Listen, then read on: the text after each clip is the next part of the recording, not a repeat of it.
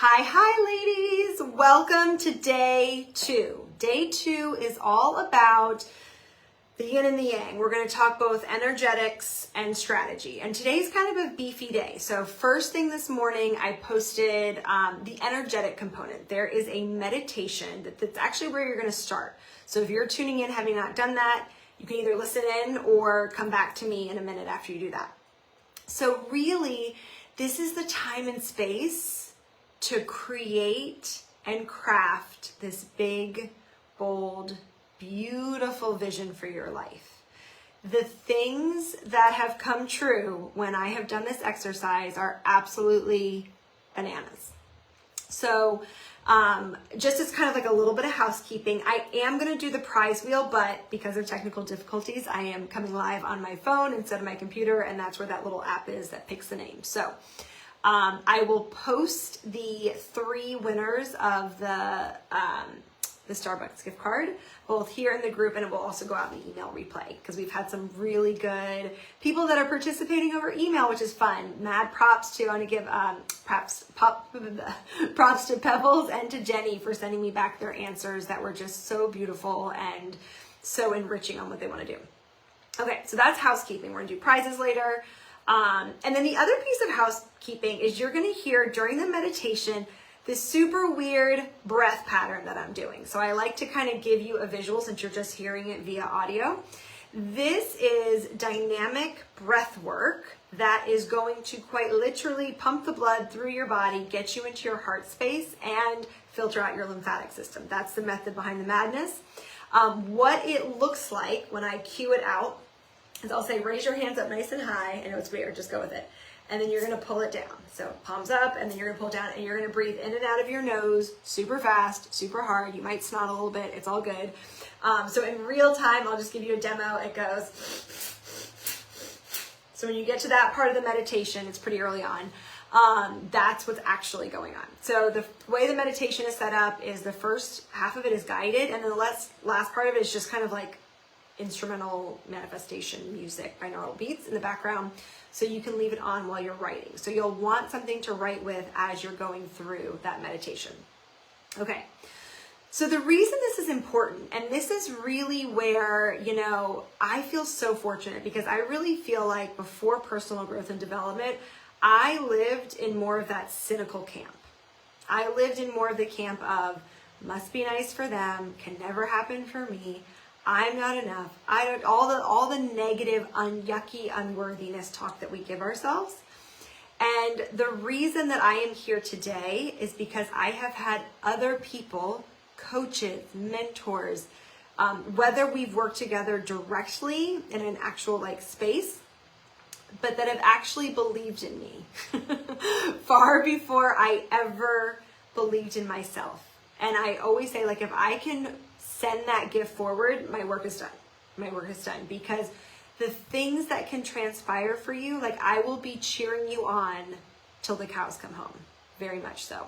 So how this whole vision thing works, the reason it's important, and the reason we kind of do it, if you want to say at the beginning of the year, or you can, refresh this every 6 months, every quarter, but really this is the thing. I don't know who follows any of these little stories from Hollywood. Jim Carrey, when he arrived to Hollywood, wrote himself a check for $1 million. He was a broke actor at the time, hadn't done anything famous. And he used to drive up to Mulholland Drive, which if you're not familiar with Hollywood, it's the top of LA, and it overlooks the city. And he used to drive up there every day and stare at the check and hold the check and just embody it. So present day, what a lot of us do in January is we have these really beautiful vision board parties, which I just want to give a little recommendation for that. If you're somebody who's a visual learner and you totally love vision boards, I recommend going on Pinterest and finding the exact pictures that correspond with the goals that we're going to do today. Because a lot of times if you just buy magazines, A, it's expensive, and B, you don't always see in there what you actually want. So if you're a visual learner, no shame on the vision board game. What I find is a little more practical. The reason vision boards don't work is because in order for it to, your brain's got to see it more than once. And often we make these vision boards in January, and they're cute, and we do them at craft night with wine and our girlfriends, and then they get tucked away in the back of our closet, or we toss them at a certain point because it's kind of a gaudy, weird object to have around. So your brain has to see this on the daily. So the tweak that I made a few years ago, and like I said, you know, if you want to just print out like any place you can actually see it. I'm a big believer in writing. So we're going to write out your vision. It doesn't have to be poetry. It can look different for everybody. Some people are just going to have bullet points. Some people are going to have like flowery paragraphs, whatever works for you. There's no right or wrong. The key is the two things are, it has to be specific and it has to strike a nerve for you. It's got to hit home. It's got to like create some sort of physiological, like, ooh, I want that. Like you can't just copy your neighbor and be like, she wants a beach house, so I want a beach house. Cause like if that doesn't resonate, it's not going to make sense for you. So the key is to see it daily. So my hopes in that our exercise today is that you'll do this exercise. You'll have this beautiful like manifesto, if you will. And then from this day forward, the best times, there's 2 times a day that it packs the best bang for your buck. As soon as your eyes open in the morning, which I'm a proponent of, before you check your cell phone, hopefully it's on airplane mode, you are going to read this thing. And there's some days where it's going to freaking jazz you up and you're going to be like, yes, I'm going to get them. And there's other days where, you know, like you just read it. But what you're doing, I like to think of it as like massaging your subconscious. You are laying those seeds day in, day out, and you don't have to do anything else. There's so much striving and doing in our culture, which we're going to talk about on the execution part in a second. But on this side of it, we're just reading a piece of paper. And it's going to seem kind of innocuous. It's going to seem like it's not really doing much. And then all of a sudden, you're going to wake up 6 months later, a year later, 2 years later, 5 years later, and you're like, what actually happened? So I can give you a couple tangible examples. And once again, if you've heard these from me, just go with it. But these are the really funny ones. It's like there's some funny ones and then there's some like really deep ones. When I started this 7 years ago, you know, I had the alcoholic husband, the whole thing was falling apart. And I made a visual vision board at this point, and I had a little home gym area. So it did stay up all year long. And as I was working out, I would just look at this poster board full of pictures. And I was cutting out things from magazines because it was forever ago. And there was this line that I put in my financial section, my money section, because, you know, we were in massive debt, like we had no way out. And I put in my money section, now is the time to change the next 10 years of your life. And I read it every single day. And I thought it was money related, and that was posted, I did that 7 years ago. And that was the year that I had the courage to leave that marriage, to couch surf for 3 months while I figured out what I was going to do next, starting over at age 31, 2, somewhere in there, 1. I started a brand new business. I started completely over in every single genre of my life. And that was the year that changed the next 10 years of my life. On a more humorous note, a lighter note, you'll notice that we did those different pie pieces, right? Like money, relationships, physical health, lifestyle, yada, yada.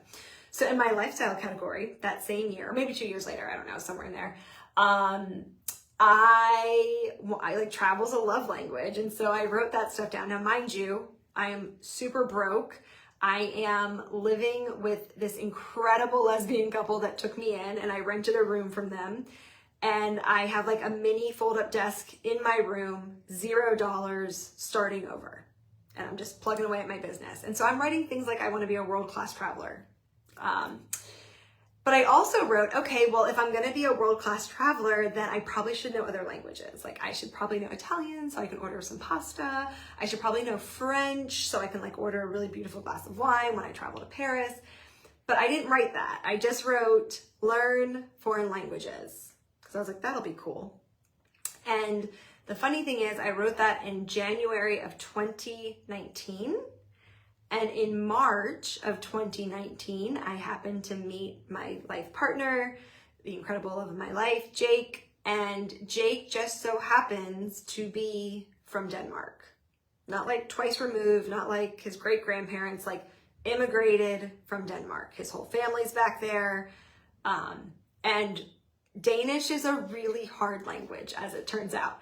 So I am exposed to a lot of foreign language at this point in my life. Our nanny is Spanish speaking only with the kids. Jake is Danish speaking with the kids. There's like so many languages floating around. My good friends have a deaf son. There's ASL. There's like all kinds of great languages that are in my life that I could have never dreamt when I simply wrote down learn foreign languages in 2019. So be really specific about what you put down. It is eerie when it comes true.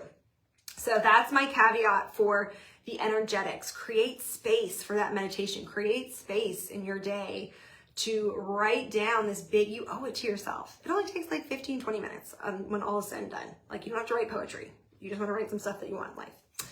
Now, let's segue into strategy, because you have to have both. You can't just like dream it and they will come.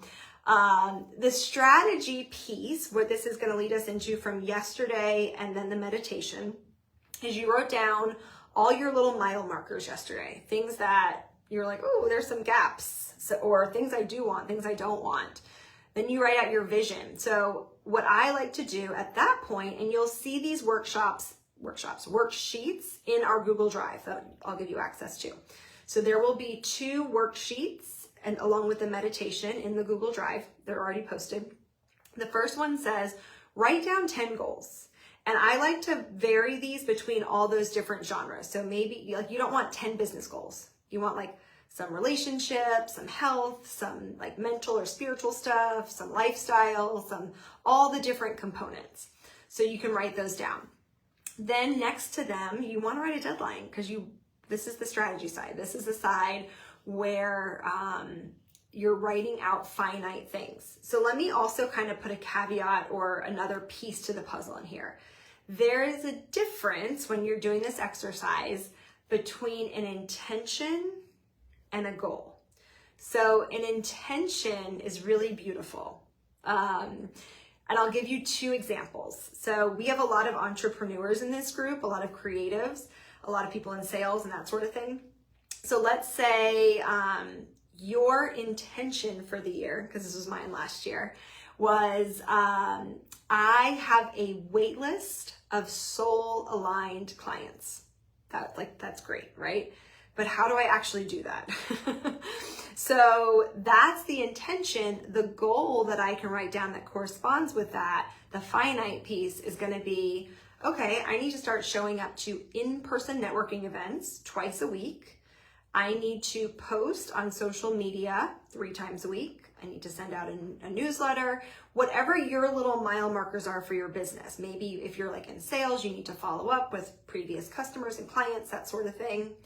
And then let's also take another example. Let's speak to our mamas in the crowd, because this is another intention that I write out most every year, is I write down, I am a joyful, present mama. That's super important about how I show up for my children, for my values.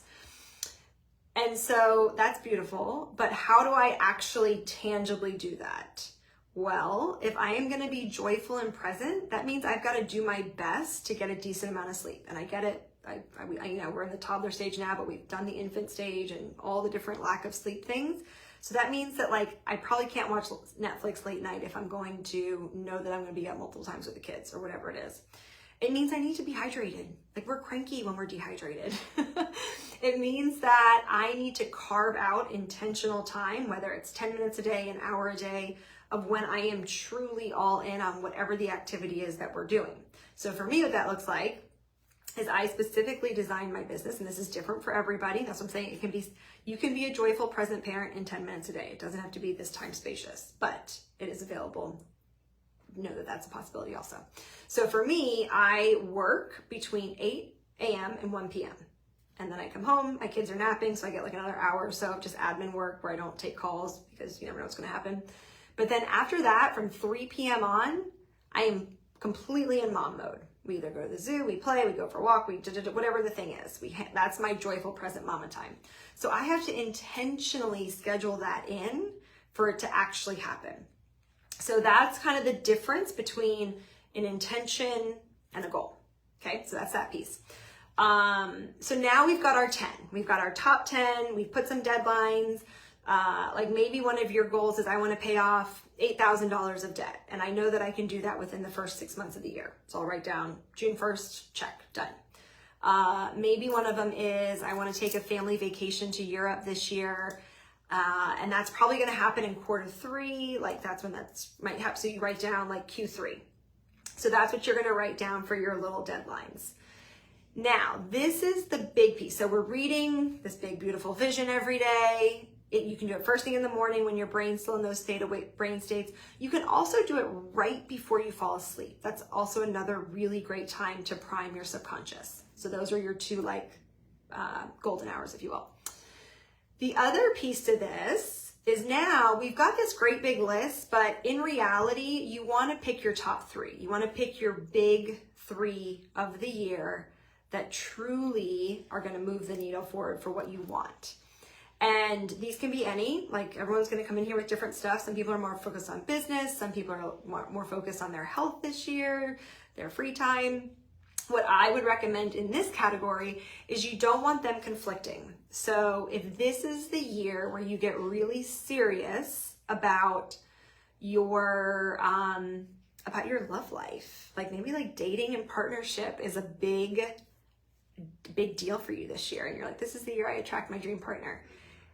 It probably does not make sense to say like, I want to take on a new leadership role at work. I want to get a promotion where I'm spending so much more time at work and in my career, and I'm being asked to do a lot of work output, or you don't have time to date. Like those two don't really work together for this year. Next year you do work, this year you meet your dream boat, or vice versa. Same thing with money. Like maybe this is your year to finally get serious about your debt. It's not going to be the year to like take up an expensive hobby like golf. So you want your 3 to somewhat coincide. Mine are the same every year. Mine are always business, money, and relationships, like familial relationships, how I want to relate to the close people in my life.